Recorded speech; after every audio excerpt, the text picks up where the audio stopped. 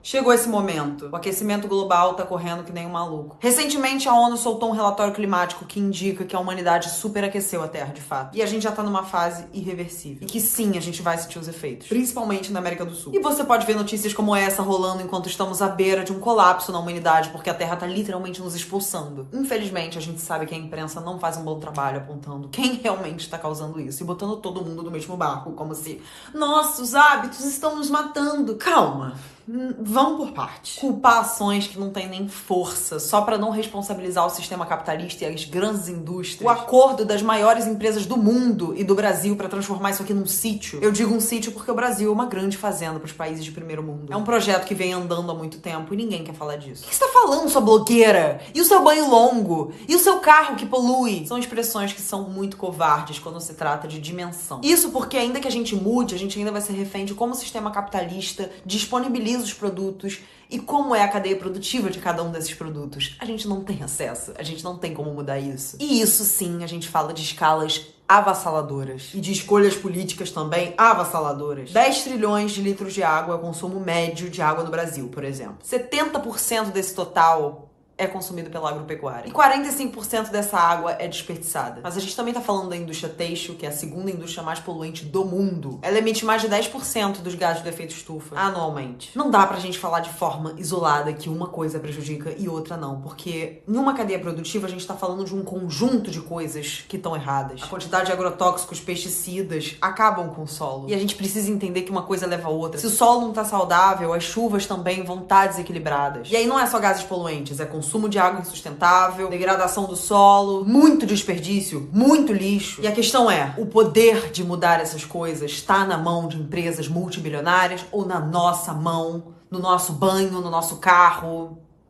Dá realmente pra gente escolher tudo que a gente consome? Não dá. Eles sugerem que mudar o planeta tá nas nossas mãos, quando na verdade tá nas mãos de um sistema muito maior na qual a gente é refém. Ou você tem o poder de decidir mudar toda a matéria-prima de uma empresa. Você tem poder pra mexer no legislativo? A gente tem capacidade de fiscalizar a madeira ilegal que tá sendo exportada aqui no Brasil? A quantidade de biomas que tá indo embora pra poder virar pasto? A gente consegue controlar isso? Então, infelizmente, não tá no ar-condicionado ou no carro. Pequenas mudanças individuais são importantes pra gente não ajudar a acumular essas coisas desnecessárias que eles mesmos ensinaram a gente a fazer. Como, por exemplo, separar o lixo, né? Rever o desperdício, boicotar empresas irresponsáveis. Isso eu gosto de fazer.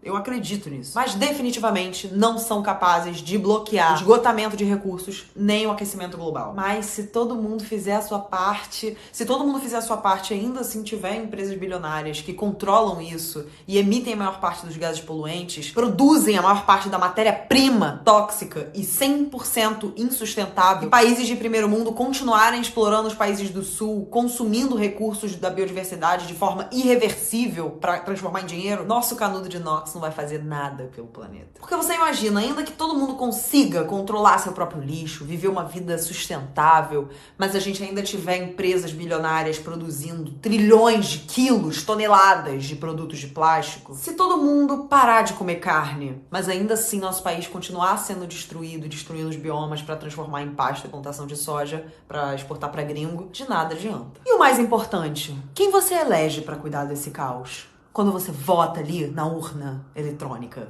graças a Deus, você escolhe alguém que trata as mudanças climáticas como uma viagem de maconheiro? A responsabilidade é mais de quem controla esse sistema do que nosso consumo pessoal. A melhor coisa que você pode fazer para frear as mudanças climáticas é pressão de líderes de governo, pressão de entidades públicas, pressão de líderes de países. Responsabilize o governo, os responsáveis por permitirem que o Pantanal e o Cerrado virassem pasto e monocultura. Quem permite que as terras indígenas sejam roubadas? De novo, quem permite que o garimpo circule livremente? Esse é o neoliberalismo econômico e é o que vai matar a humanidade. Porque ao contrário do que essas pessoas pensam, os recursos não são ilimitados. E antes que a gente fique com um pensamento colonizador, a culpa não é só do Brasil. Porque os gringos também estão preocupados, mas eles não querem parar de explorar nosso país. E nosso país não quer voltar atrás porque eles são financiados por esse sistema. Mas vai custando caríssimo para a humanidade enquanto a gente tá aqui pensando nisso. Vai custar a sobrevivência da nossa espécie. Proteger indígenas e proteger pequenos produtores, a agricultura familiar, do meio rural,